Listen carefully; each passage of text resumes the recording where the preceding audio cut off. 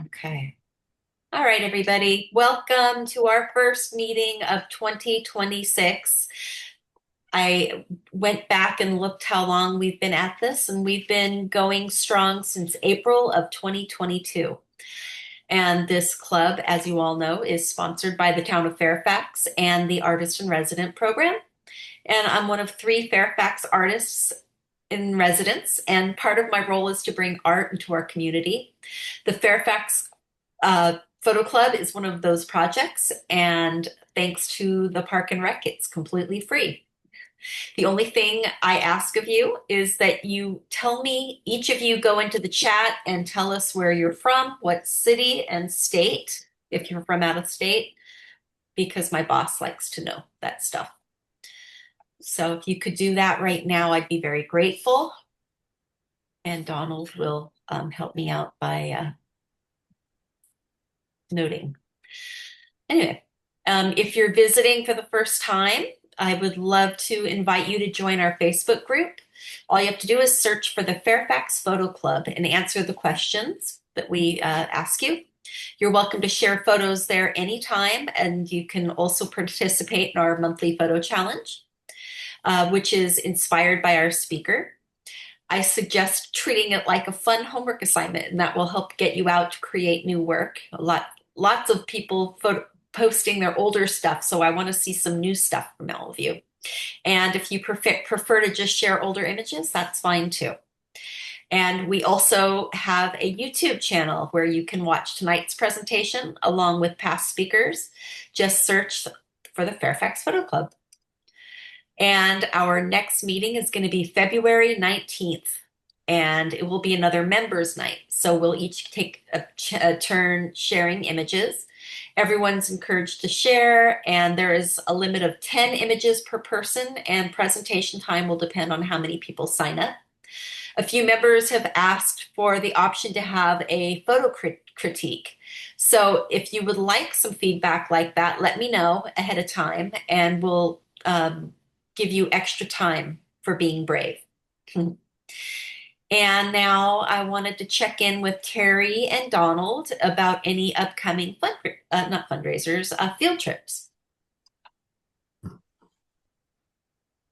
Donald, you want to go or you want me to go? Why don't you go ahead?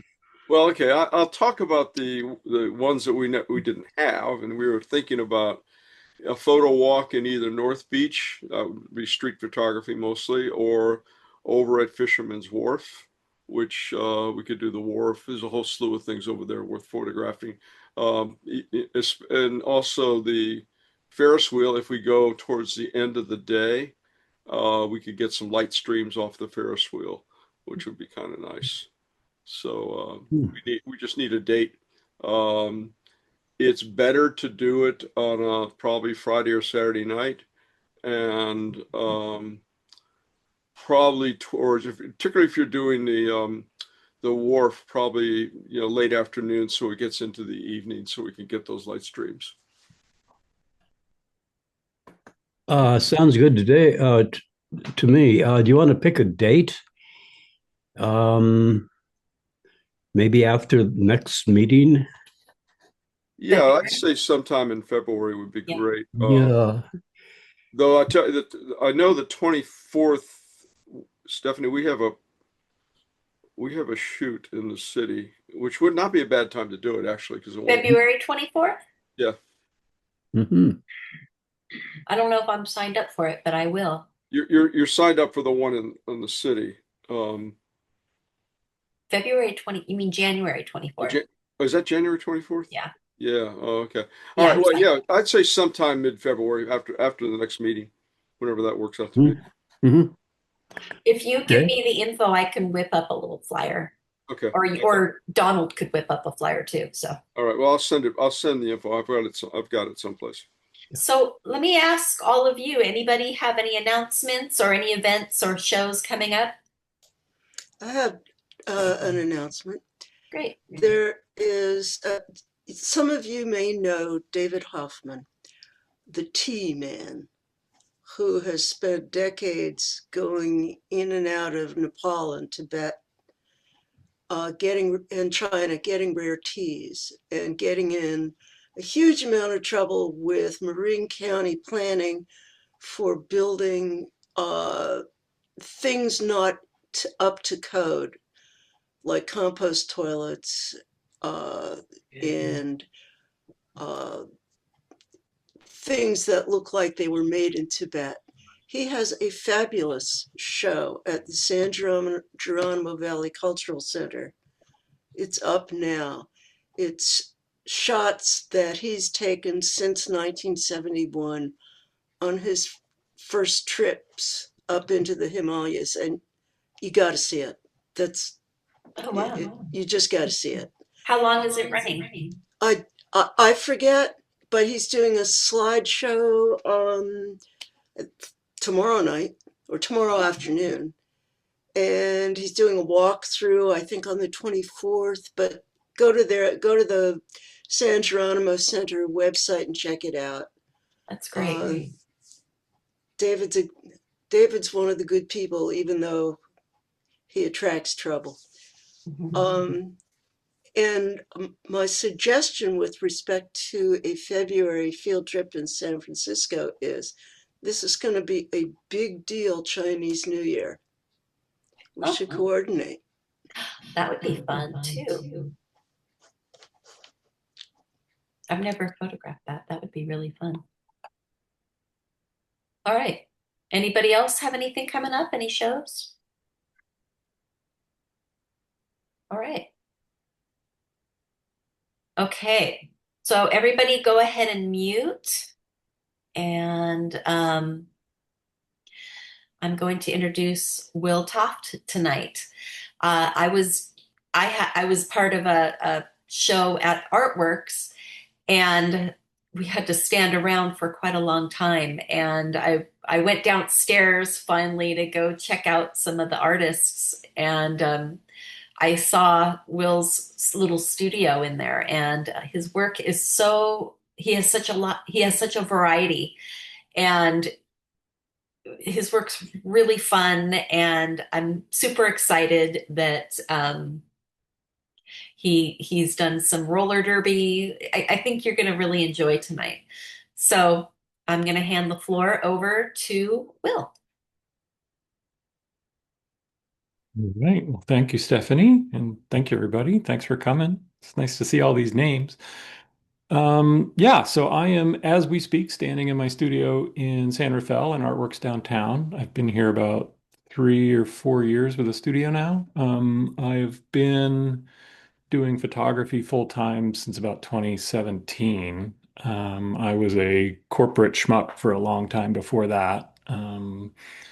My working career, I tell people, I've been doing photography since high school because I think most of us have, um, back in the darkroom days and things like that. But my working career actually went to school as a interest in graphic design, and I got a job at National Geographic in Washington. As it turned out, I dropped out of school and I was there for the summer, and then decided not to go back to school. I worked in the editor's office for a little bit with Bill Garrett, who I think passed last year, uh, just in an admin role, but I was steeped in all the photography there. It was fantastic. We got to see, I got to assemble little fake copies of the magazine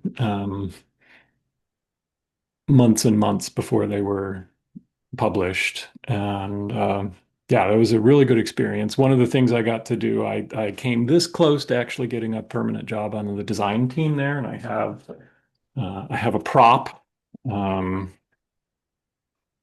I did like a tryout on the design team and laid out one page in one magazine, which I put a post-it on, and now I can't actually turn to the page, but we'll get there.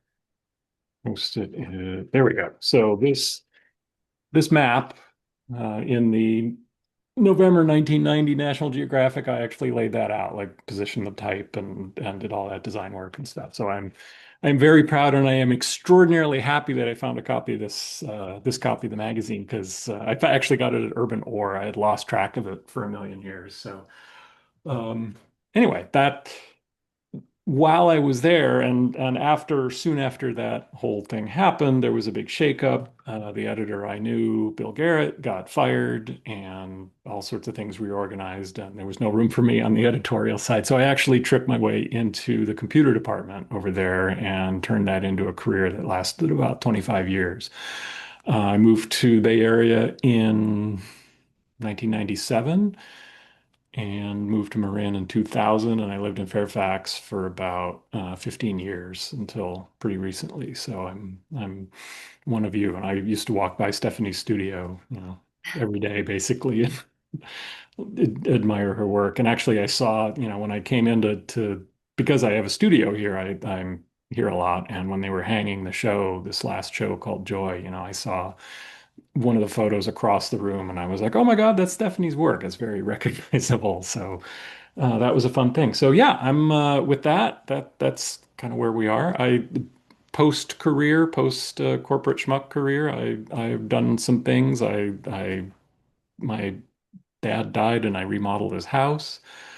Um, and I worked at Pete's for a little while, and I now my other day job is I book models for the Bay Area Models Guild. So if you're in need of a artist model, I can help you find one. So I am going to share my screen and just go through a little more background, which might help inform some of the work that I do. So we tested this earlier, and I think if I share the desktop and do that, and then I'm going to see if I can drag you all down here so I can still see you. And then I do this to start my slideshow.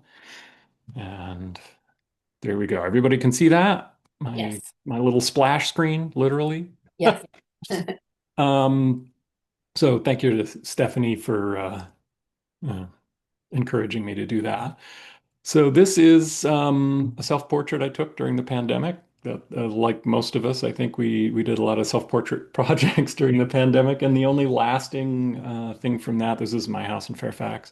The I still have a nagging knee injury from this session because I had the camera on a little low tripod over in the corner, and after, every couple shots, I had a remote in my one hand in the bathtub, but I had to go like squat way down to look at the camera, and I injured my knee doing that. So anyway, that's a picture of me from a few years ago, mid-pandemic.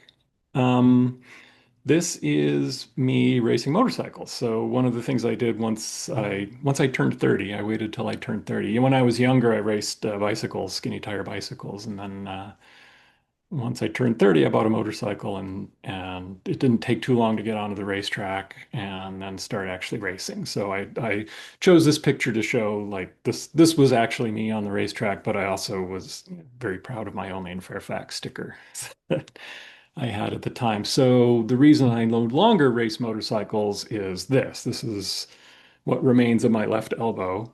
Um, so that was sort of a career ender. I got spit off my bike at about 105 miles an hour, and went very high in the air and then landed on the ground. So I'm going to go back to this picture though. So there are photographers at the racetrack who take cool pictures of the racers, and they will sell those photos to the riders. And even including my wedding, this is the only photography I've ever actually bought. I didn't hire a photographer for my wedding. So when I was hurt and stopped racing, um, what I really wanted to do was to keep coming out to the racetrack. And one of the ways to do that was to be one of these photographers. And I'd always had an interest in photography. This was back when I was still working. But I sort of planted that seed and um, started doing more with photography to build a portfolio and actually get a media pass. So um, for this presentation, I'm going to skip around a little bit. I'm not going to go chronologically. I'm going to kind of, because Stephanie alluded to it, my portfolio is a little all over the place, but I'm just going to show some work in different categories here. And so this little segment is some landscape and kind of fine artwork. This photo is from the middle of nowhere in Arizona. I was actually driving back from Michigan after finishing remodeling my dad's house. which was a whole project. I mean, I was there to uh, for his passing, and then wound up with his house, and it was many, many months of travel to get it ready to go. And I was pretty exhausted physically and mentally from the whole thing. And coming back through Arizona, there was this gorgeous scene. I pulled off the freeway to take a bio break and went through this little gap in the trees and saw this scene unfold. And I was like, oh my God, this is incredible. So that sort of set the stage for, my kind of landscape photography. um, this is sort of the headline piece for a show I did here at Artworks, actually, which set me down the path of thinking pretty hard about being a full-time photographer. I spent quite a few weeks up in the Marin Headlands, exploring all of these old bunkers and structures, and sort of seeing how they fit in the environment and what's happening to them. This is one of two in the whole show that's actually got the Golden Gate Bridge, but I really love the effect here and the composition. And you can see behind me, well, when I stop sharing my screen, you can see behind me. I've actually got the rest of this show hung right now in my studio. So if you want to come by and check it out, feel free. Also, up in the headlands, we all remember that day in 2020. This is right up at the end of the road by the lighthouse up there. I had the night before, it was September something in 2020, and there were all the fires burning down around Yosemite. And I knew when I went to bed that the sky would be interesting when the sun came up because there was all the smoke in the air. You could smell it and everything. So I woke up at like 4 and went down to the headlands, and the sun never came up. And this is one of the first photos I took that day, actually, because I was hiking along and I came across this buck, and we just both sort of stared at each other for a while, like, what the heck is going on? And it's still a pretty mysterious day. Here's another one from later. This was about 9, approaching 10 in the morning, and it still never got any lighter. And you can see I put a little flash in this tunnel just to show what daylight should look like, to show what the color was and what that day was doing to us all. So that was quite a thing. This image, actually, somebody, I guess I have the distinction of having somebody plagiarize it for a painting that they used in the box show this year in Gallery Route 1. So I was out there and I saw that, and I guess that happens. Um, this is, I don't know if any of you know Susan Press, but she is a Marin artist who does little ceramic things, but she also curates a pop-up show at the Marinwood Community Center twice a year. And one of the themes was finding the familiar. And so this was very familiar. This is our old stove. My partner and I live in an old converted barn in Berkeley, and this is the old stove and the coffee maker we like to use. And so I call this one "Time to Start the Day," but I really like this scene just kind of speaks to me with and the decorating and everything is all hers, and I'm the one concentrating on the coffee. I love motion blur and I love smeary things. This was playing around with I got some lilies at the flower shop, and I have a little electric turntable, put them on the turntable to see what was going. And then I tried it with some other kind of flowers and wrapping them up with this gold thread to sort of give the idea that we're spun together, all of us. One of the other things I do is photograph other people's artwork. And so this is a piece, it's actually painted on a wood panel. It's by a graffiti artist from the East Bay named Dead Eyes. And I show this one, and I don't have the prop to brag with, but he has kind of hit the big time in the Afrofuturism movement. And this image was actually on the cover of the East Bay Express in a story about that movement. He had a show. He and some other artists had a show at the Oakland Museum over there. So I photographed two-dimensional work. This is sort of three-dimensional work. This is my neighbor in the studio across the hall. She's done this. And I think it's currently hanging in her studio. She did all of these lips mapped to the electoral votes in the Hillary Clinton Donald Trump election. And there's a code to the stitching, which I do not remember, but she's happy to talk to you about it. And it's something about, if the popular vote had won or if it hadn't, and the stitches are there being removed or not being removed. But that was a challenge. She actually stuck it to the wall in my studio, and it's very precise because she's got 538 of these little sets of lips. Um, this is another three-dimensional piece I photographed. It's called Tiny Prada. It's an artist upstairs here at Artworks Downtown named Minna. And she had this suit, and the story is actually embroidered on the suit, which I don't know if you can read or not, but the story of the suit is embroidered on the suit. She loaned it to somebody who washed it and shrank it. And so I put the scissors in the foreground there to show the scale, because the whole suit just kind of shrunk by half or two-thirds or whatever. So that was her piece that I photographed. But that was a fun one, like a fun challenge to do something to show the scale.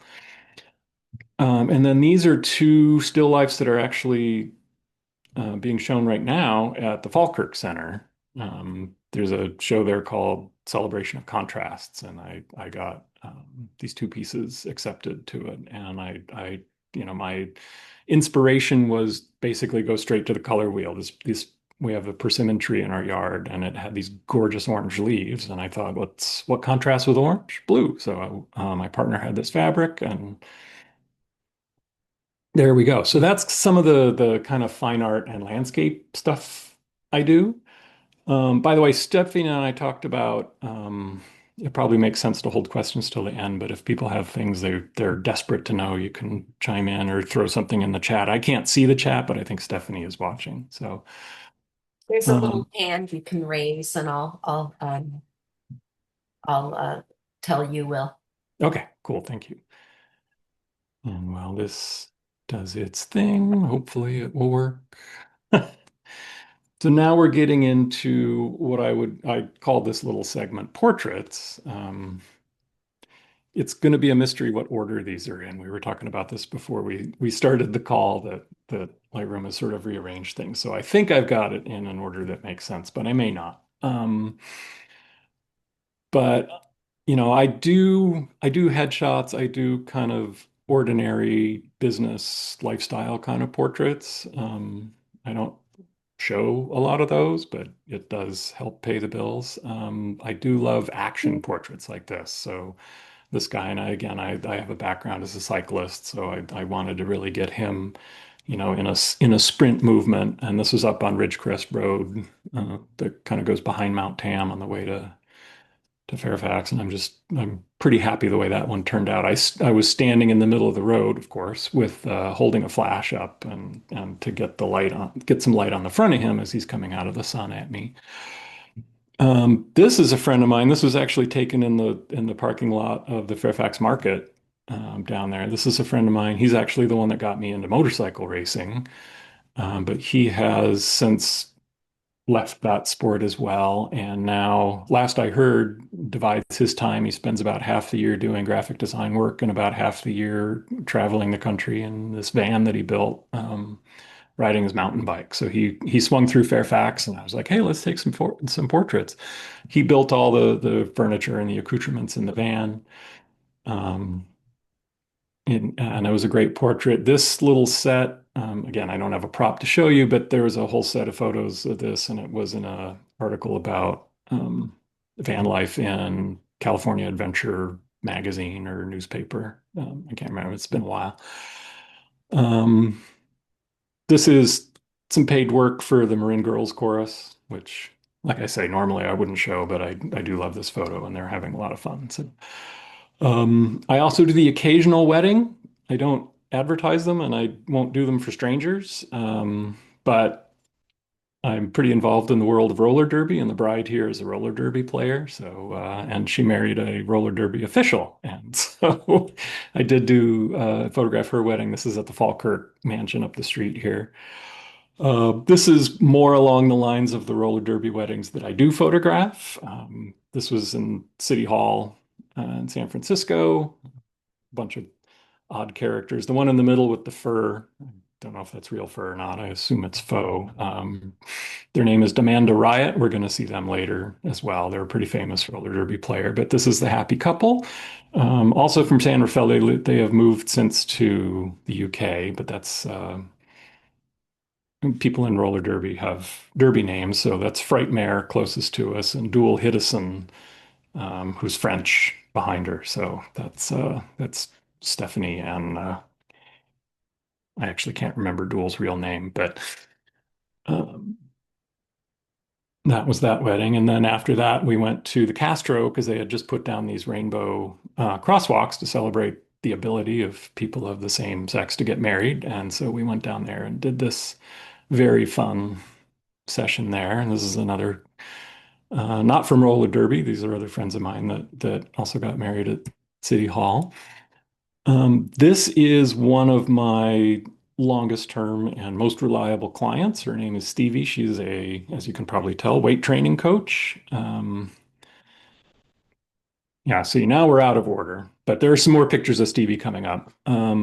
This is a band that I photographed. I actually put an ad on Craigslist saying, "Do you need a photographer who's good enough? Because I am that guy." And this guy, Greg, the one with the shorter one with the dark glasses, he is making himself into a rock star. He's made some money in the tech world and loves to play music and writes his own songs and is having a blast doing it. So he saw that ad and thought the vibe kind of worked with what he was doing. So he and I have been working together for quite a few years.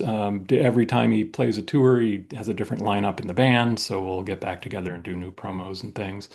This is another band. And I do have a prop for this one. This is I don't know.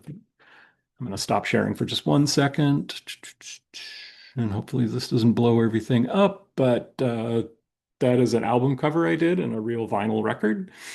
And there's another one from that session on the back. It's a band called Clevers. They're very good. The singer, Shannon, sounds exactly like Patti Smith. Um,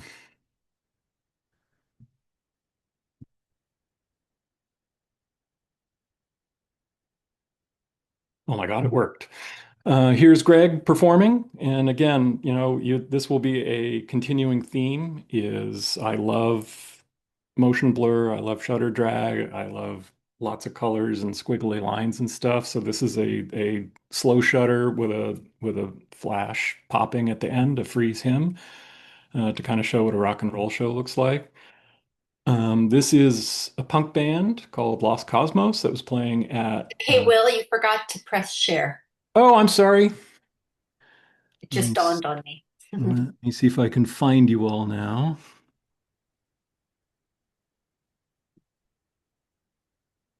No, not that. Desktop 2.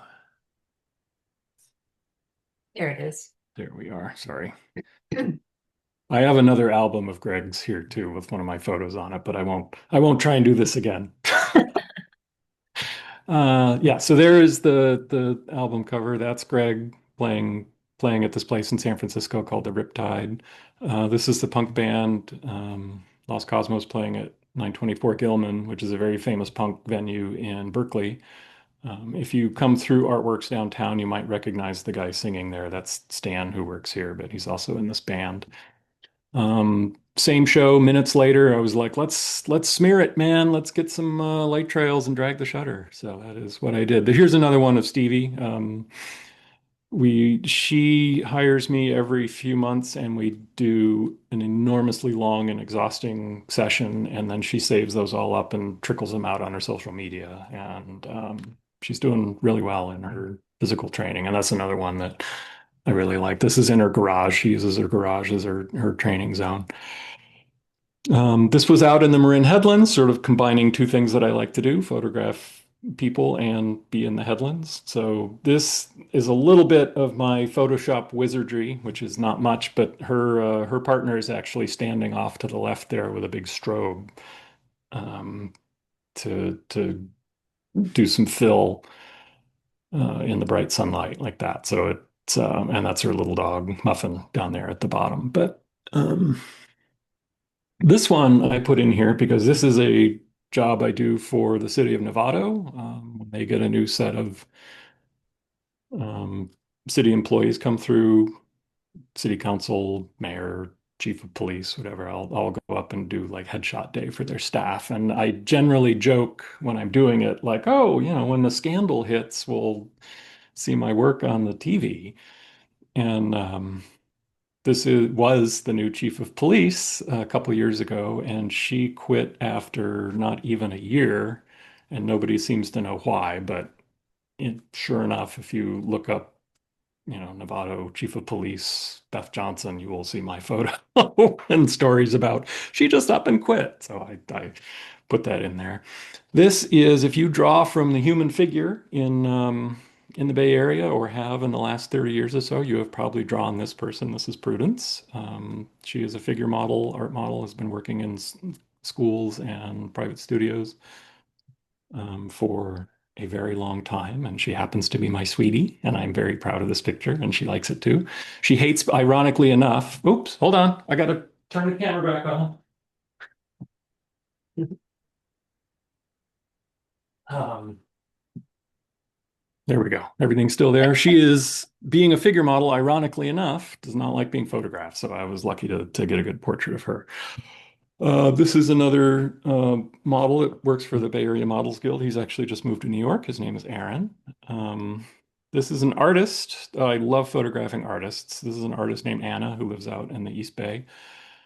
She is actually that piece that she's got on her board there was done at a drawing session that I and my friend Lee is modeling, and we did that on Zoom, and I'll talk about that a little bit in a minute. And she actually traded me that piece for doing the photo session with her, so I have that framed over here.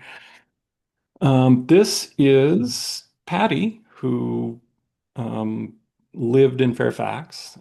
She's a painter. She had a studio upstairs. She was unfortunately hit by a car and killed earlier this year, or I guess late last year now.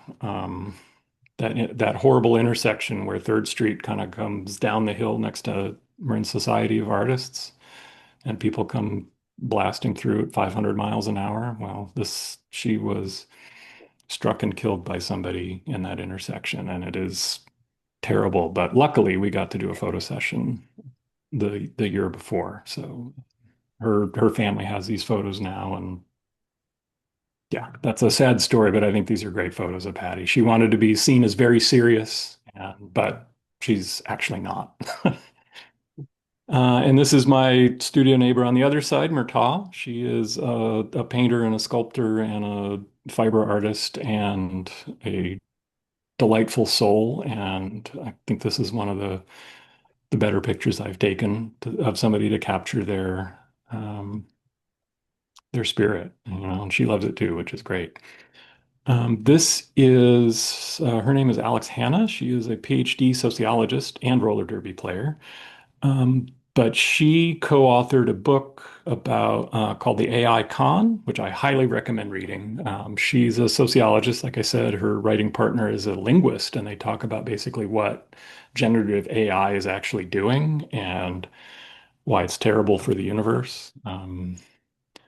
And it's a really good read, but she is kind of highly regarded in that world. She worked at Google for a while on their AI ethics team, and then Google decided rather than employ ethics, they fired the whole team. So, but she's using this as that's the dust jacket photo on the book, and I'm seeing it all over the media because she's going on interviews and things like that. So I'm happy with that one. We do some fun photos here at Artworks Downtown. This is actually a chair that was built sort of as a throne by Murtaugh, my neighbor who you just saw. She built this whole throne out of these natural sticks. That's one of the materials she works in. And then I set up the lighting and we photograph people on a Second Friday art walk. So this is one of the sculptors that comes here, and this is her husband, which I think the pair of them are just fantastic. This is one of the artists upstairs, Stephanie. For another event, we had a fundraiser party here, and I set up, I got full creative freedom to do some kind of photo experience for people in my studio here. So I set up some constant lights and some color gels and some strobes and some reflecto stuff, and I had loud music on, and people were dancing. And we did some cool shutter drag stuff, and people really liked it. I gave out little 4x6 prints. I have a little Canon selfie printer, and we put a Artworks Downtown logo on it, and we gave these out to people. So everybody had a good time with that.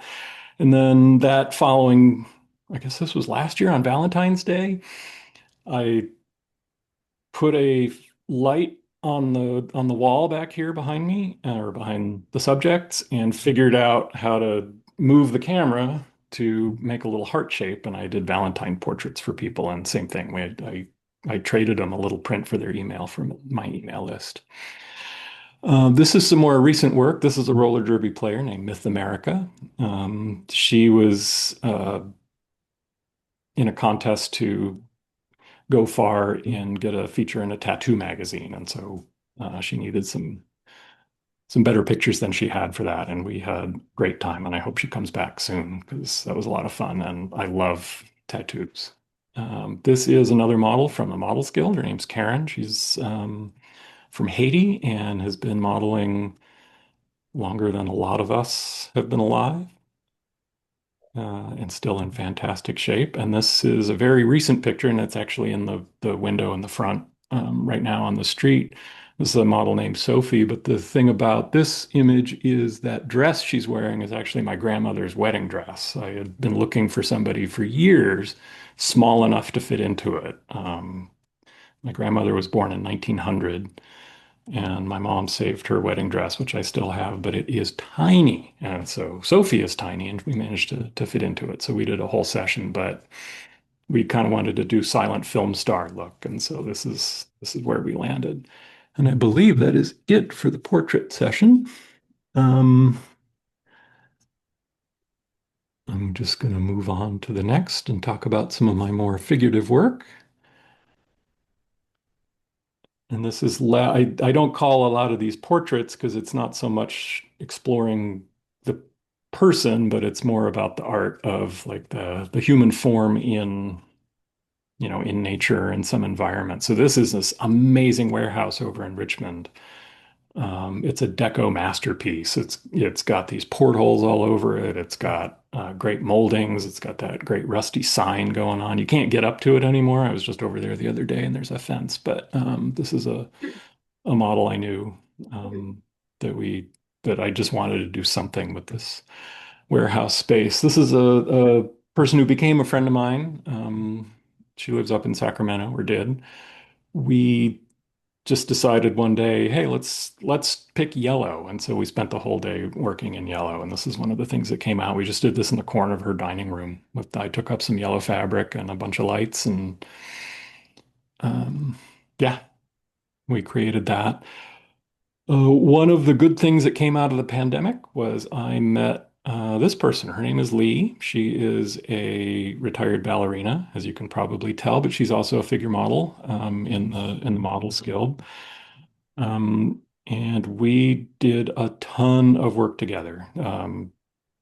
It's such a privilege to be able to photograph a dancer. I call this image silver linings, because it's really, that was a thing that came out of the pandemic. We met drawing on Zoom, and wound up doing a ton of work together. This is her at a place in Benicia. Oh, by the way, caution, nudity ahead. This is some kind of weird auditorium building on the old military base in Benicia that had these cutouts, and she climbed way up there. Like that is no minor drop from where she is to get in. And while we were doing this, some dude happened to be driving around and stopped and thought it was a great time to strike up a conversation with her. So these things happen, I guess. But one of the things, and this is actually in the hills right across from Fairfax, Loma Alta. You may recognize that rock outcropping. We went up there. There was a Boy Scout troop hiking around, so we had to sort of dodge them while we were doing these. But that was a fun day again with the lights and things. As the pandemic wore on, I got more interested in doing good quality video on Zoom. And so what we started doing is online drawing sessions. So I would set up a couple cameras and do lighting, good cameras, DSLRs, and do interesting lighting and stuff. And then people would buy tickets and come and draw. So this is actually a screen capture from one of the video sessions we did. And I flipped the image upside down just to challenge people. The whole idea was being abstract. So I built the sea of black, as I call it, and flipped the image upside down so people could just draw what they were doing. Um, this is one of the pictures that came out of order, but we did some photos, reference photos for painters and artists and things of her in her point shoes doing point shoe ballerina stuff. And this is what happens to her feet after one of those sessions. There we go. That's what happens to a ballerina. She's incredibly strong, but that sport, that profession is so hard on the body. This is a still from a video capture again from another one of our online drawing sessions. It was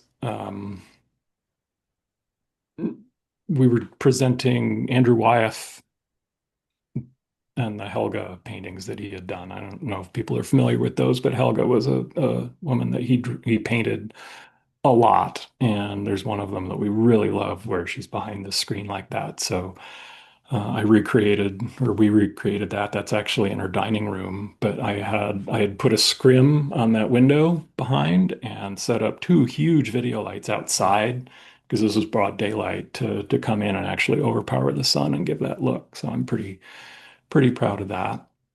These are some abstract nudes that I have done with various people in my studio here, again in the sea of black. I love, I guess you'd call them bodyscapes. I just love, the light sort of skipping across and showing the forms, but not really, I'm not going to call these portraits of these people. But they're showing the forms and it's very abstract, but you obviously know right there where it is. This is probably the most recognizable of any of the humans. This is another model that we worked with who unfortunately quit modeling, but he was a lot of fun to work with. And then just some abstract stuff with humans out in nature. The color of this, I can't see it very well on this screen, but the color of this little plant and the color of this person's garment are pretty much the same. This is, again, my partner Prudence up at a place called Salt Point, where this kind of rock formation is unusual in the world, apparently. It's a sandstone that erodes in this particular way, and there aren't too many places that happens right next to the ocean. So we go up there a lot and play. And then this is, again, me and my friend Lee, again in Benicia, and more motion blur, more shutter drag. She's actually spinning, doing her ballerina thing, but it's sort of ethereal. And then this, actually, I'm tossing this in here just because I'm a fan of this piece. I took a sculpture class, and so this is one of my first figure sculptures. And obviously, I photograph artwork. So if you have little sculptures you want me to photograph, but this is another model named Amber. And that piece is about, I'd say, 14 inches tall. But yeah, that's some of the figurative work I do. And then let's get to the roller skate. So one of the things when I was in Michigan, I don't know if I said this when my dad died. He lived in Michigan, so I spent a lot of time out there. But while I was there, one of the things I saw was a sign that said roller derby tonight, and I had not known roller derby still existed. I always thought of it as the thing on TV in the 70s, like the pro wrestling thing. So I went to a game, and this part of Michigan I was in, it was kind of wintry, and it was just a tough time, and there were not a lot of people I knew or who were like me out there. And so when I got to roller derby, it is basically where all the weirdos in town showed up, and I was like, these are my people. It was phenomenal. So when I came back to the Bay Area, I looked up the local team, the Bay Area Derby, and started photographing roller derby. And that was 2016 or so. So I have been at it since then. This is, remember from the wedding photo, this is Demand a Riot, one of the famous players on Bay Area Derby. Very intense. Obviously, this was at the playoffs in Seattle in 2017 or 2018, I think, one of the last years Demanda played. This is what the sport can look like. People are hitting kind of hard. The skater on our right is named Lethally Blonde. She's a ICU nurse for her real job, for her day job, but comes out and hits people pretty hard. One of the things that's fun about Derby is people choose their names. So the players in this one, left to right, are Illuminati, Grim Reba, Brawlin' Angel, and Lethally Blonde. And this photo actually was on I won't try and stop the camera again, but if you're watching if you can see my little picture, that photo made the cover of the Castro Valley News because there was a story about Lethal on it that always start all articles about roller derby players start with the words by day. So by day she's a nurse, and by night she's a roller derby player. Some more derby action. This is from the new venue where Bay Area Derby plays in Richmond. This is up in Santa Rosa. That player in the purple is named Lucille Balls and hits very hard. And as the skater with the red skates just found out, she got lifted up in reverse direction.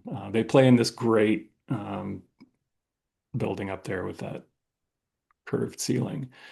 This was in Bay Area Derby's old venue in Oakland during a tournament that's a player from Boston. And I'm afraid I don't know their name, but I love that expression after getting knocked down.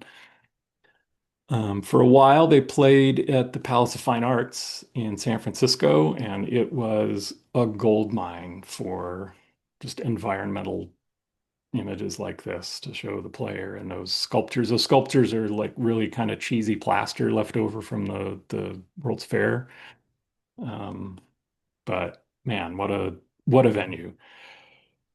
This is an old military building in Monterey where they play. They used to play. They don't get to play there anymore, but I just love the ceiling and the effect and playing with like because I bring my own strobes to Derby, so I was able to like throw some shadows and do interesting stuff there.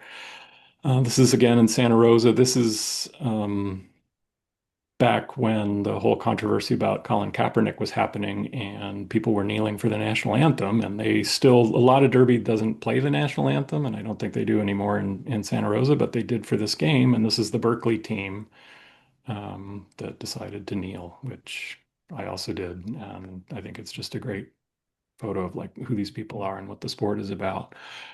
More of the new venue in Richmond. They play in this great auditorium with the balcony and the cool lights on the ceiling. This is kind of my version of what I consider the world's greatest sports photo, that Ali Frazier photo where Muhammad Ali is standing over Joe Frazier after he knocked him down. These three skaters, that's Grim Reba again, and Big Perm, and Hot Toady with her back to us. I've made big prints of this for all of them, and they loved it. They said this is one of their favorite photos. Roller derby teams also do team photos. One of the teams, the San Francisco team associated with Bay Area Derby, is the San Francisco Rolling Dead, which are zombies. So one year we did their team photo. They were zombies in the office, and so there's another guy I know from Derby who's a commercial photographer in the city,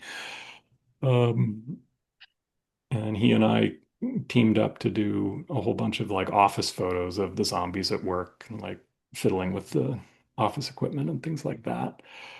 This was the Berkeley Resistance team photos. This is Alex Hannah again from a few years ago. She uses this as her Instagram profile, but she was on the Berkeley Resistance. That's her team headshot.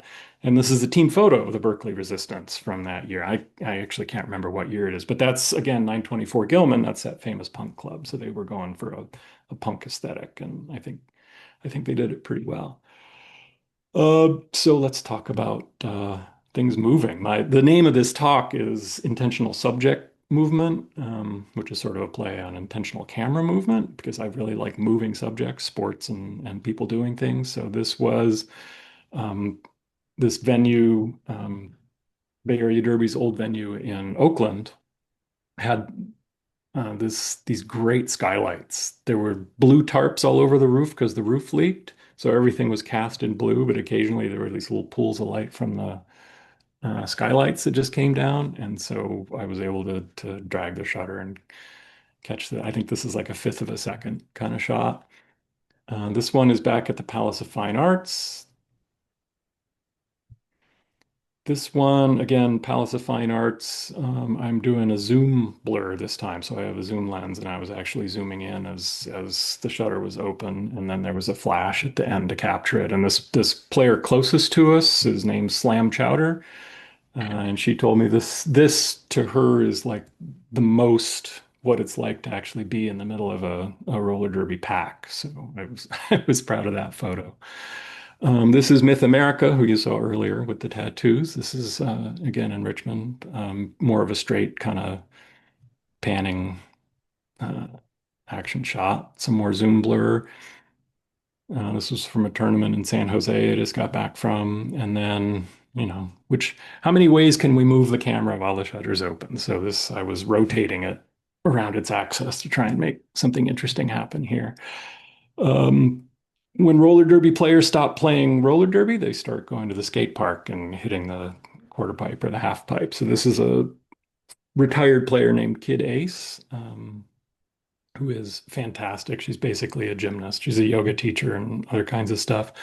I don't know. This is her name's Daniela, baby girl D. I don't know that she ever played derby, but she's a very high profile park skater. And we actually sold this image to SanDisk.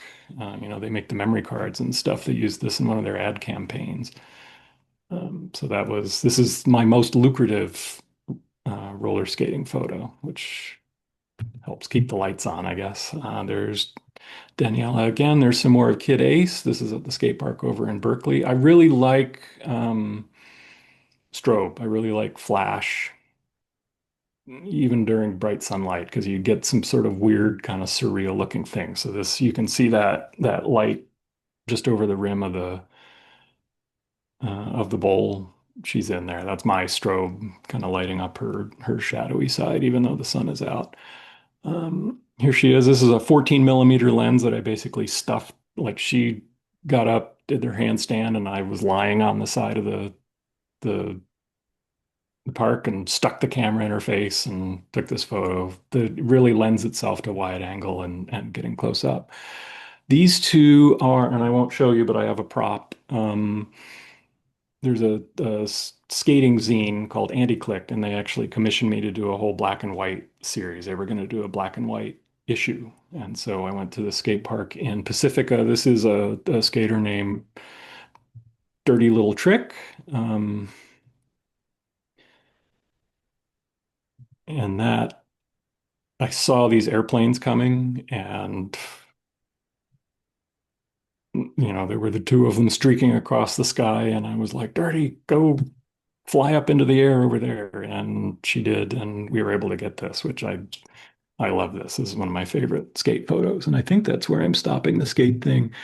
Next April, no, this April, good Lord, coming up. I am the head photographer for the global regional playoffs in over in Richmond. So there's going to be 12 teams coming and a bunch of world famous players and a bunch of people coming to watch. So if you want to watch some roller derby, go over to Richmond. It's going to be fantastic. And I'm sure Stephanie knows how to find me, or you can let me know about that. So on to motorcycles. So the whole reason I'm here is because I wanted to get back out to the racetrack and photograph motorcycles. This was actually up in Santa Rosa, and I include this. I don't do a lot of dirt track photography, not for any reason other than I'm more interested in road racing, but this is actually an electric motorcycle back quite a few years ago. And the chief engineer of that company saw this photo I put it on Instagram, and this was the first motorcycle sale I made. He wanted a big print of this for his office, so I was pretty proud of that. But yeah, it was an electric bike, which I didn't even know at the time, but it's pretty cool. Um, so this is the kind of racing I like. This is road racing, very sticky tires, lots of lean angle. The riders are leaning over and dragging their knees in every corner. This is the corkscrew at Laguna Seca in Monterey, which is a very famous racetrack and a very famous turn. It drops about 4 stories, I think, from the top level there where number 13 is down, off to our left. Um, this is actually another racing photographer. His name is Max. He and I are usually the only ones out at the racetrack on Saturday, and I didn't see him on track this year, but in years past, he would practice on Saturday and ride around and then go out and photograph on Sunday. So I always like to catch a picture of him if I can. There is not a lot of competition. We do different things. Max has a lot of clients who will like prepay for the season, and then he goes out there with essentially a shot list, and he's got a couple of helpers, and they've got a lot of work to do. I go out more for fun to try and make some art. So, and we'll see what that looks like. So we're not really in competition. I send people his way, and he sends people my way, and it's just a lot of fun to be part of that community. But yeah, this is a rider going very fast. One of the things I like to do is make them look like they're going very fast. There are this is what I'll call a low percentage shot, like panning, especially somebody like this turn. I mean, he's going at least 60 or 70 miles an hour, if not faster. Um, and I'm fairly close with a very long lens.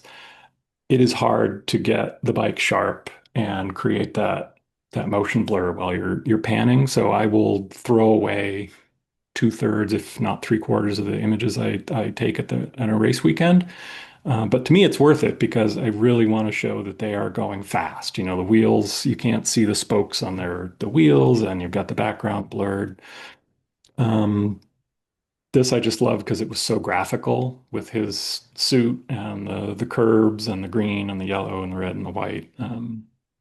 I just really like the graphicness of that. Um, Again, more wide angle. Why not? I've got a 16 millimeter that I take with me everywhere I go, 16 to 35, which is actually what you're seeing me on right now. And any chance I get, I like crank that thing wide and see what I can create.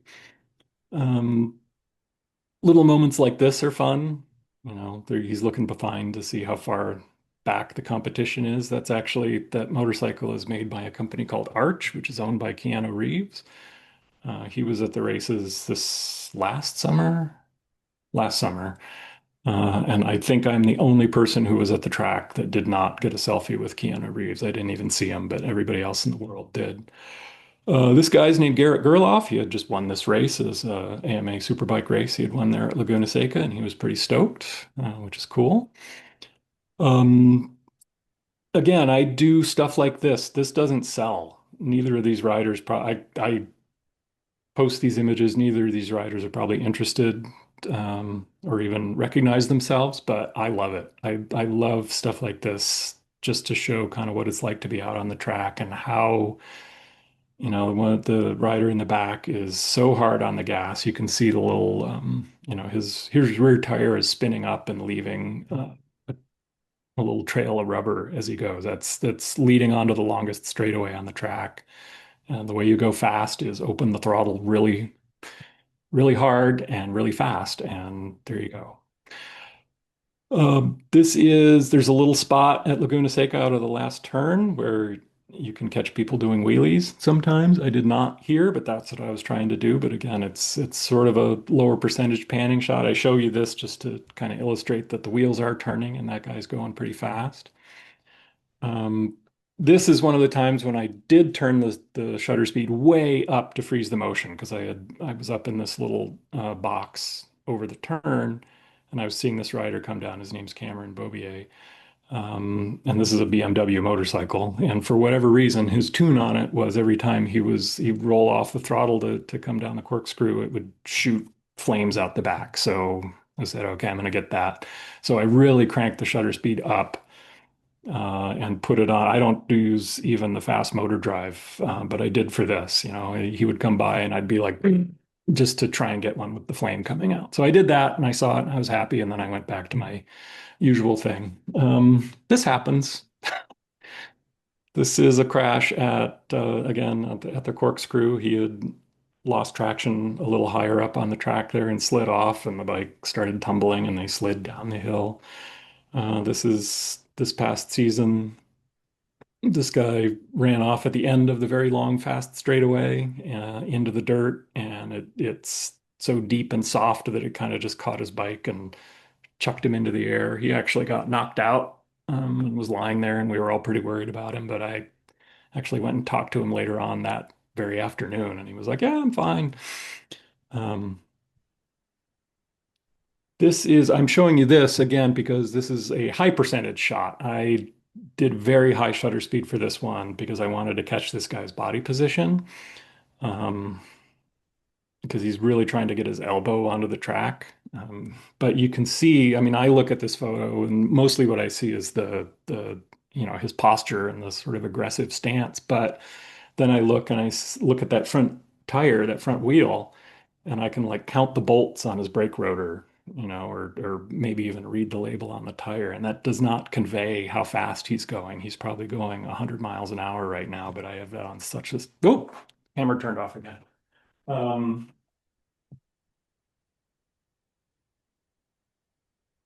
yeah, so I would crop this photo in, so I'm not actually showing that the wheels don't appear to be turning to make it sellable, because he would be interested in showing that body position. But this is more along the lines of what I do. It's a little slower shutter. I do like 150th or a 200th, 125th sometimes, um, to make sure that the wheels look like they're turning. This is a very slow turn, but it's still illustrating that the wheels are turning. And I love clear visors because you can see people's eyes too. Again, another panning shot, another slow-ish shutter, but he definitely looks like he's going pretty fast. This guy is going very fast, and it's a good shot, and it's one of the ones, low percentage wise, it's one of the ones I was able to catch and get the bike like super, super sharp while he is panning along. I also love some foreground interest. There's this track up in it's this place called Thunder Hill that there are races at. They've got, there's star thistle and all these grasses and stuff that grow between me and the track sometimes, so I'm able to get them into the shot. This is oh, I'm trying to think of his name. Ryan. This is a guy named Ryan. At that same track at Thunder Hill. By the end of the summer, everything is this gold brown color, except there's an almond grove right there behind the track. And so it makes this great stripe of color. So just the contrast of like the sky and the golden hill and the almond trees and then the golden thing and the dark track and his bike with the gold wheels. I really like this image. This is, again, just panning shot of a guy going very, very fast. He is probably at this point 140, 150 miles an hour, and I'm trying to track him with a 400 millimeter lens to make this motion blur.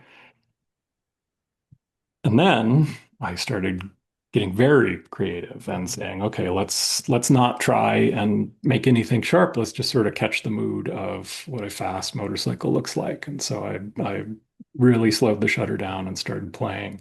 And again, the sky and the hills and the almond trees and the motorcycle and the track and all of that. And I think this is the last one I have actually.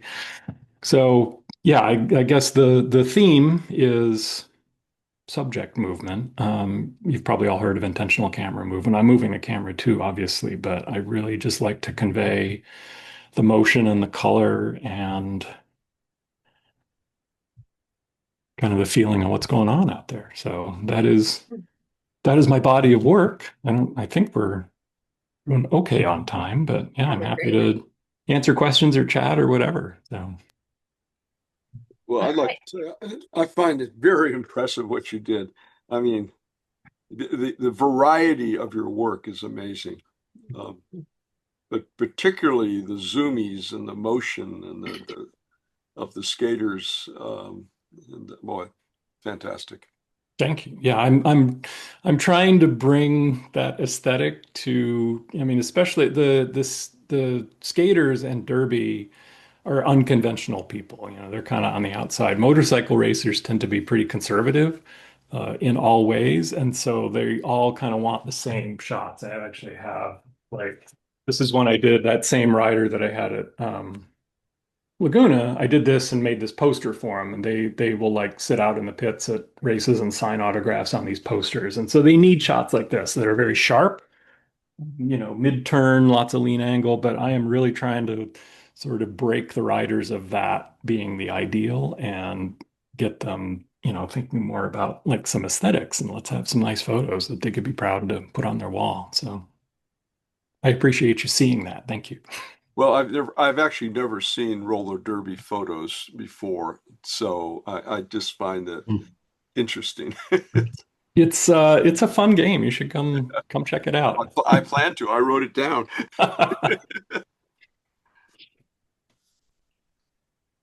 Who else has some questions? I have a question. Um, do you need to use a neutral density filter when you're getting these slow speeds? I do need to, and I forget it every single weekend. I Ah, have one. ah, And every race weekend, I'm like, yes, this week I'm taking, you know, this time I'm taking the ND filter to make this a little bit easier on me. And every time I forget it. So one of these days I will remember and do it. I have used it before. And it does make things a little bit easier to get the exposure right. Because I do, you know, when I'm doing the slow shutter, I got to crank the aperture way down. The ND yeah, would make that a little bit, yeah. you know, let some different things happen. So You're yes, getting down there like a fifth of a second, and that's yeah, yeah, yeah. And great. in bright sunshine, you know, I'm up at like Yeah. Oh probably boy. like F32 or something. Yeah. Yeah. Well, great work. I really appreciated seeing that. Great. Well, thank you. I assume you're working with a tripod when you're doing this work, right? Mm-mm. No? No, I handhold everything, which is I have tried, well, not so much with a tripod, but a monopod. Um, it does not, the way my body moves and the way I pan and track motion, I can't get it to work with the monopod. And I have tried. And it, for big races, so I will rent a very expensive lens.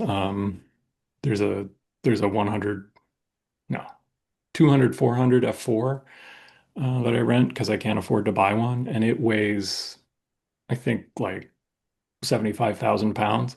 So that I do put on a monopod just to carry around basically. And if I'm, you know, while I'm waiting for the next lap and I'm waiting for bikes to come around, I'll set it down. But I will tend to even pick up the camera and, you know, pan without the support, even with that That's heavy what I lens. was thinking because my 100 500 is it's a heavy lens on top of a heavy camera. And Yeah. No, it's a lot. On a race weekend, it definitely keeps me in shape. On a race weekend out at the motorcycle track, I will walk 10 or 11 miles a day. And I'm usually carrying, you know, two bodies and three lenses in some configuration or another.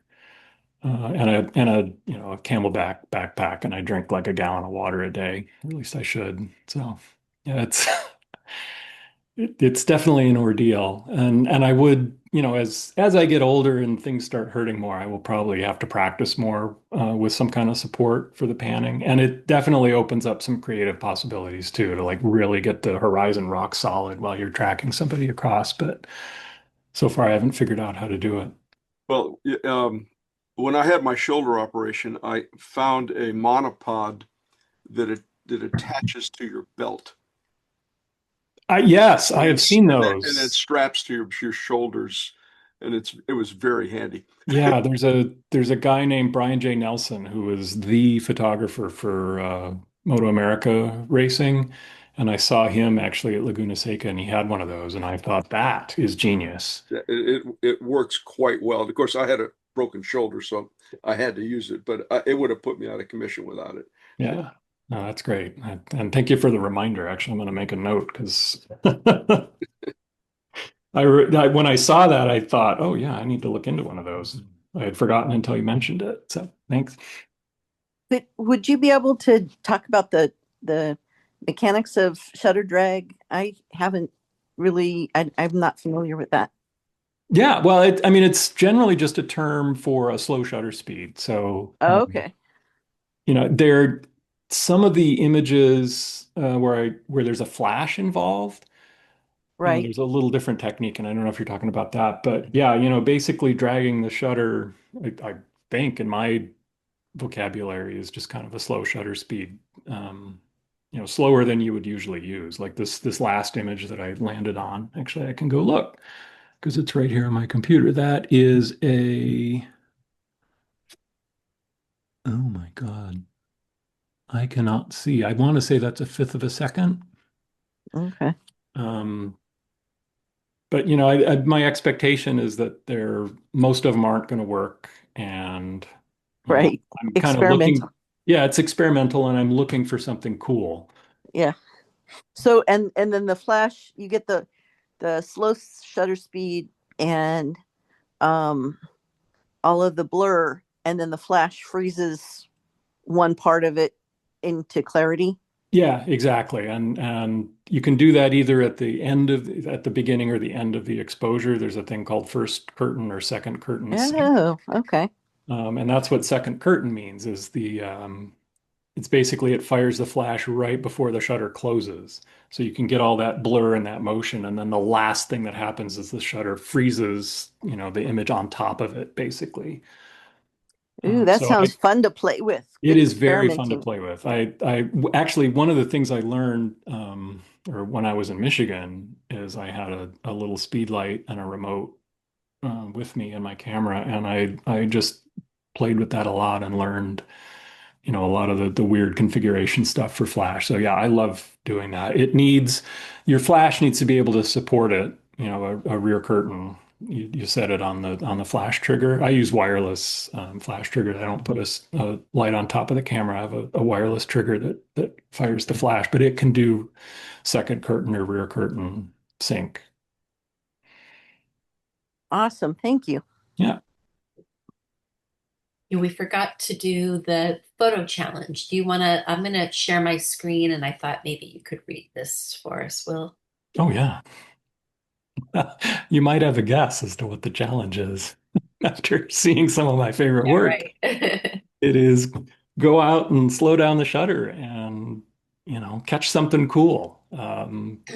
Capture some movement, make some of your own. Basically, what I'm saying there is move the camera and see what happens. A lot of times, both the subject here, like here with this image of Myth America, both the camera and the subject are moving. Um, and it turned into some art. And so, yeah, you were talking about going to catch light trails on the Ferris wheel. That's exactly it. And in fact, saying that, when I got back into photography, I bought not a nice camera, but a decent. This was back in the days before, everybody had like 40 megapixel phones. I bought a decent point and shoot that had manual shutter controls or manual controls entirely so I could do long exposures and catch light trails and things. So that's always been sort of part of my makeup. But yeah, the possibilities are pretty endless. And exposure wise, yeah, when you slow the shutter down, you need to compensate for it somehow, either close your aperture down or get an ND filter or just know your environment. But well, I played a little bit. I have played with light trails and things, and aperture actually controls how bright they are. So the shutter speed, um, kind of manages the motion um, for a given aperture. Like if it's a car driving by, car tail lights, if the aperture is more open, those car tail lights will be brighter. So it's almost like managing flash exposure with the aperture while you're managing the ambient exposure with your shutter. So you can play with both of those things and see how they do. If you're out in pitch darkness, if you're out during the day, it's a different story. But if you're in pitch dark, you can play a little bit. I'll post that on Facebook so you all can see it. All right. Well, thank you so much, Will. I think that was amazing, and I'm excited to post this one on YouTube. Cool. Well, thank you for having me. And You're welcome. yeah, I was happy to sit in last month, and I'm a member of the group now, so Oh, I'll sit good. in every time I can. Feel free when somebody does one of the photos, when someone does the challenge, feel free to make comments. I'm sure people would love that. Oh yeah, definitely. I can't wait to see. And I know I don't know who's who per se, but I've seen some of the other work, and I really yeah, there's some really great stuff. I love a lot of the street photography I see out of the group, and I love a lot of the wildlife. That's a thing I don't do, and I'm not really good at. So, like even behind Stephanie, just being able to capture that bird is a really I'll tell you what, I'll swap you. No, I'm serious. You're doing some interesting stuff that I've spent my entire camera time saying, don't do that. The idea is to be sharp and clear. You shoot at 1/2000th for a bird in flight. That's what you got to do. You got to be in charge of the light, blah, blah. You're saying, let's do something completely opposite. I think Yeah. that's way cool. Yeah, So, do it. Do it for wildlife. That sounds amazing. well, it actually would not work out well for wildlife, but other things. Oh, maybe I Yeah, will put an ND yeah. filter on that thing. Well, Bird with like flapping wings shooting. I have one, okay? But the point I'm trying to make is I really enjoy what you're doing. Um, and you've got some very cool technique, and you've really got a fine eye for composition. Oh, thank you. I appreciate that. It's very hard to shift when you're used to photographing sharp. It's very difficult to shift over to something else. But I can see that we might be missing some opportunity and in an art form if we don't explore intentional movement. You know, Yeah, it's definitely more about, yeah, there's composition and there's color, and this last image that I had of the motorcycle race, I still got it on my screen here. And you kind of even need to know that's a motorcycle to recognize that it's a motorcycle. It's a very abstract kind of thing, but I like the adventure of, yeah, smearing it up and seeing what we find. It's cool. And the film is cheap. That's what I tell people. yeah. It's not a big investment to try a bunch of stuff and throw it away. Just your time and a couple bits on the memory card. Before we go, Sandy had been kind enough to tell us about this thing called Photoclave. And I'm putting it in the chat. I forgot to mention it during the event. So if you want to take a look at that, I'm also going to put it on Facebook. All right, everybody. So we're going to meet next month and Great. get your photos together, and hopefully we'll see you again, Will. We'd love you to come and show us 10 images, maybe if you feel like it. All right, yeah, that sounds fun. All right. I hope you all come. Thank y'all. Thank you. All right, thank you. See you all soon. Take care. Bye. Bye.